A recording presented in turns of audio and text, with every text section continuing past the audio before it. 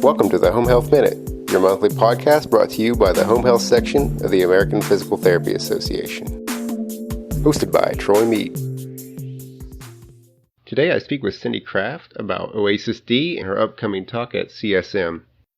This one was so information-packed that I had to cut it into two, so sit tight and enjoy the first part of Cindy Krafft. So I'm here with Cindy Krafft. Hey Cindy, how you doing today? Good. How are you doing? I'm doing good. I think many of our listeners would know who you are, but if they don't, could you just give us a quick little intro on your background? Well, I am a PT. I have been in home health now for almost 25 years, and I have been accused on more than one occasion in public of sleeping with the Oasis manual under my pillow. So I'd like to clarify, I don't physically do that, but I am one of those odd people that has made peace with that tool and finds any of the updates or adjustments interesting conversation and very indicative of where our industry is headed. So you don't keep it under your pillow, but you keep it close by. Is that what you're saying? Yes, and that's why I'm so glad you can now access it electronically, because I've been around so long. It was back when you had to print out the manual and poke holes in it and buy a notebook and then try to carry it around with the little tabs all stuck in it. So yeah, giving a little bit of my age away, but yeah, now it's a lot easier to get to. Yeah, well, speaking of that, there was a new manual that came out, right? So Oasis D is scheduled for January of 2019. So that's one of the reasons why I invited you on to talk a little bit about Oasis D. Can you just kind of give us a quick overview on what Oasis D is and what that means? Well, I think, briefly, we also have to acknowledge that every time an Oasis change happens and we see a letter change, we know it's substantive. Sometimes a number change like C to C1 or C2, we know there's been some changes, but anytime we do a letter change, it kind of gets people's attention because something really must have gone down with that. Although I've argued for years directly with some of the folks from CMS, can they please consider stop putting January 1 as effective dates for anything like this, because we know that the 6 weeks leading up to that are some of the toughest to work in home care. I don't know about you, but there's days, you see a Christmas commercial, the first few Christmas commercials come on and your eye starts twitching. Then you know you've been in home care a while, because that gauntlet from Thanksgiving to New Year's is loaded with increased patients, all kinds of people coming home from all kinds of facilities that maybe don't even use your services normally, and a good portion of those patients where you look at them and go, how did you even get home? This acuity level seems very interesting over this mass exodus. And in the middle of all this, we're supposed to be ready to start using something like a brand new Oasis on January 1. So I have a lot of sympathy for people and a lot of experience with trying to be ready. How soon is too soon? What do I need to focus on? And so my efforts, especially right now, have been to get people focused on what they absolutely need to know. And there kind of falls into three categories. One, there's over 20 items that are going away. Now, you may say, what has that got to do with it? I think we need to take positives wherever we can get them. And for many, dropping about 28 items is cause for celebration. I've been telling agencies, if you need to have hey, these items are gone celebratory event at your agency, maybe just have a few cookies and take a moment to rejoice that the overall tool is a bit less size-wise, do so. I mean, because so many people have a adversarial relationship with this tool. I only have to deal with it when I get the short straw. That having 28 items come out can be seen by many as a positive. There's risks with that, but that's a discussion for another day. There's also items that are modified. And if you look at some of the written materials, it looks like a whole bunch of them have been modified.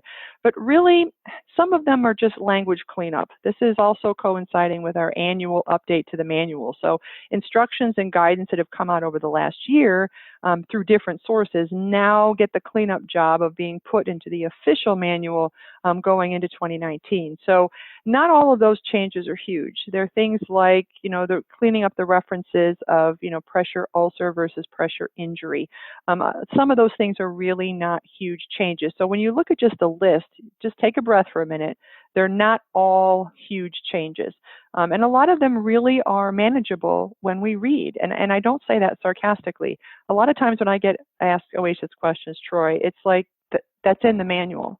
The manual is intended to cover, the vast majority of situations we run into with our patients, to give us guidance and direction. And I think somehow it's turned into this, I got to know the right person who knows the secret code to get the super secret directions, but they are freely accessible. And there's going to be that isolated patient that doesn't fit this well, but a lot of them do.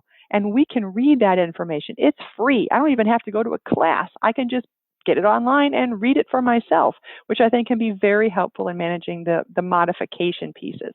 And then the last category would be the brand new stuff, the GGs and the J, which I will tell you is causing some interesting reaction on the nursing side of this conversation. Troy, I had somebody reach out to me last week who's insistent that this influx in functionally related questions is a giant therapy conspiracy, that the therapists are all behind this, that wanted more functional questions, because nursing cannot answer any of these. They're all going to lose their mind in 2019, and this is ragingly unfair. They're on to us. Yeah, and I'm thinking, really? Because you think therapists like this so much, we wanted more questions in it? Because I'm not thinking so. So that's kind of where the changes fall. We lose some, we modify a few, and then we have some brand new stuff. Yeah, I know we were talking about, some of the changes earlier as well. I think it's also complicated a little bit with as you were saying, with the final rule that's come out from CMS. Can you kind of go into a little bit about how that puts more importance on therapy as we go into Oasis D? I think it's interesting this year they chose to drop the final rule on us on Halloween. I'm not sure if people found it to be a trick or a treat or a bad event, but regardless of how we feel about it, the final rule dropped on October 31st. And what it confirms in there is the new payment methodology, the patient-driven grouper model, or PDGM, is slated to be real in 2020. And there's a lot of different pieces in it in terms of how payment will be calculated. But the one probably most near and dear to our hearts as a group is the fact that therapy visits will no longer count toward any sort of reimbursement level for this patient. We know that we have not been getting paid per visit, but we do know that the number of therapy visits provided over a 60-day episode of care has factored into the final payment value for this care. And a good friend of mine sometimes has said, we're going to finally see the end of therapy as an ATM machine. And I think for many of us, there's positives in that, to say, I don't really have to hear, can you go a few more times? Or, oh my gosh, please don't go more than 21, or some of the things we've heard. But I think there's also an anxiety about, well, if I am now perceived by my agency as cost, could that lead to a reduction in referrals, a reduction in staff? And I think there's going to be some balancing out over time, because there are pockets, and I think it's our responsibility as professionals to acknowledge that some agencies have done things that they shouldn't have with respect to their provision of therapy. Overutilization, bizarre patterns of let's do 20 in the cert but not more. I've seen issues of, well, let's do PT in the first cert period and then we'll recertify and then give them OT. I mean, things like that where you go, oh, it's always the behavior of a few that tend to mess it up for the rest. But there will be an equalization. But what I see, ironically, and is that Oasis D provides us a huge opportunity 1 year prior to going to PDGM to really enhance our ability to show our value, and that our value is more than a visit. Why do I say that? Well, beyond the kind of extreme example that Section GG is a big therapy conspiracy, the manual repeatedly references collaboration in terms of getting to accurate data collection. It is abundantly clear. Actually, the language specific to the GG items says that CMS, quote, invites multidisciplinary. And I'm like, invites? They don't invite us to nothing. Okay, so as a therapist, I got to decide, am I going to accept this invitation? So this idea that, I don't do Oasis, or, I get these orders for a therapy admit and I go out and I do it and I find a need for nursing. This is terrible. Intake must have messed this up. Why don't they? Wait a minute. So it was based on the best information that it was a PT admit. If you screened them appropriately and found a viable reason for a nurse and got a nurse, that's a good thing. That's not a bad thing or a mistake. Or I only do deal with Oasis, yeah, fine, I do admits, crazy lady, but Oasis is only my thing when I get the short straw and I'm stuck. we have an opportunity really, really driven home with the GG, and the modifications made to the current M items for function also put a repetitive statement about the importance of collaboration. We can provide assistance to the nurses in relation to choosing an appropriate response. That does not mean that they can cut that section out and turf it over to us, or that we can demand we are the ones that have to fill this out.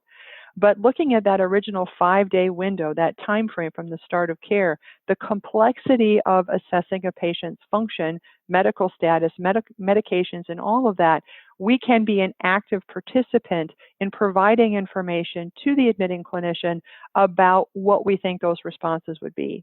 And for those that are, still trying to tell me that, well, these are therapy questions. I mean, I've looked at GG and it's all therapy questions. I always tell them, I can tell you exactly how I know that this section is data collection, just like the rest of it. And by that, I mean the entire Oasis is discipline neutral.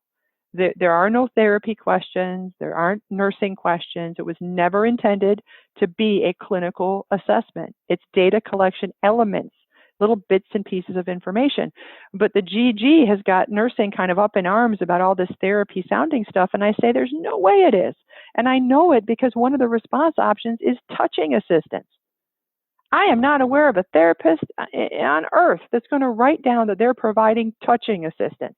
That does not sound remotely like what we would call it, let alone to our OT friends. I've been kind of teasing them a bit. I said, could you imagine if an OT wrote patient bathes with touching assistance? I think they'd be calling the authorities on you. So this is data collection. This is in the language more common with patients, with non-therapists, sometimes I'd argue with non-clinicians.